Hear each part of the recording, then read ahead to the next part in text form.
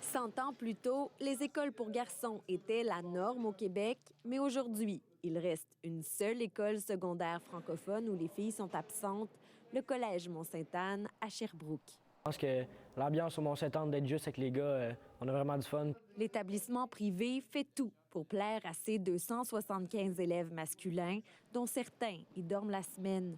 On y trouve une table de billard, des concentrations sport et des enseignants qui misent sur la camaraderie. Yes, Liam.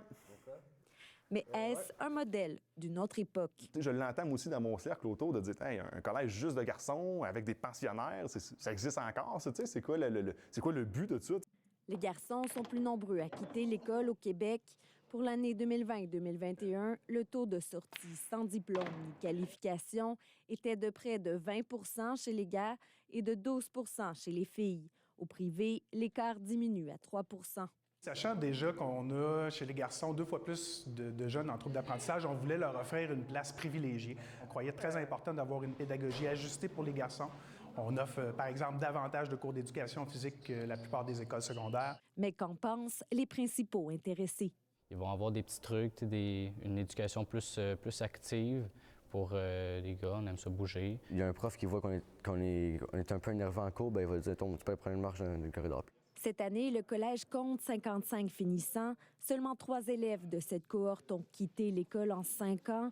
De penser l'enseignement en fonction des garçons contribue probablement à les retenir, selon cet expert. De reconnaître qu'il existe des différences entre les gars et les filles est déjà pour une école primaire ou une école secondaire quelque chose qui va probablement contribuer à raccrocher les garçons.